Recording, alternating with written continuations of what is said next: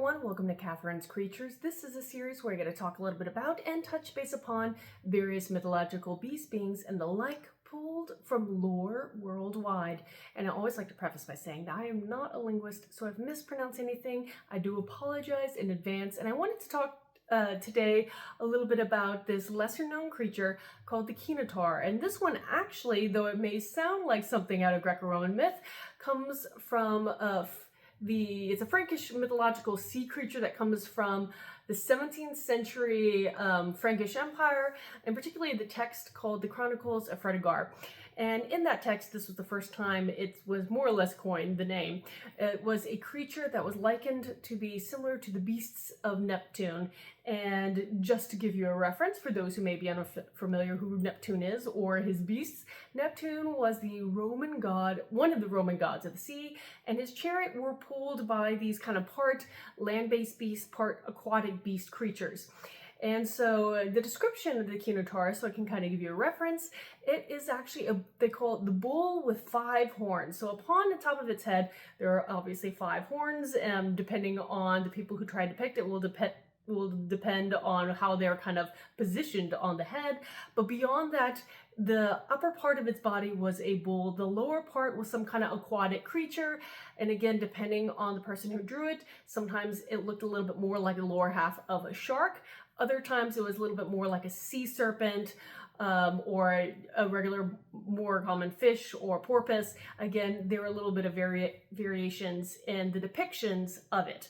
Now, again, going back to the 17th century Frankish Empire. So now you can kind of visualize the fact that you have this part bull, part kind of aquatic creature, and there is the similarities again to Neptune's beasts.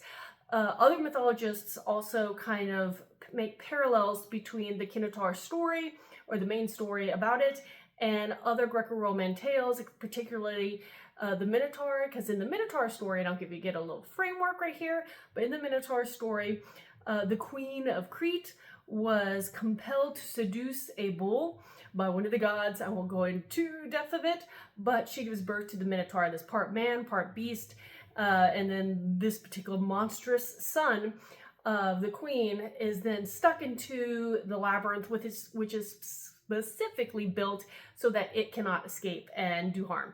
And of course, the story is far more detailed than that, but going back to the Quinotaur. Now, the Quinotaur story, again, has this parallel to the Minotaur story, but almost in a reverse fashion. The Quinotaur is already this part bull, part aquatic thing, and in the stories that talk about it, there is one that says the Quinotaur comes upon land to attack the Frankish king at the time.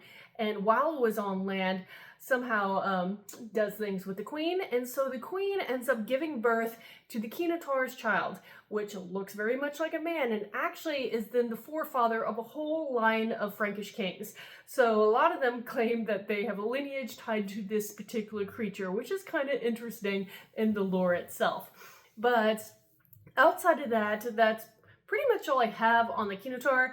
If you have any questions about this, let me know. I do find it fascinating of various mythologists, and again, referencing that this may have been loosely inspired or completely inspired by earlier myths from Rome and Greece, and the combination of some of them as well. But that's the really neat thing about mythology and the evolution of stories and tales.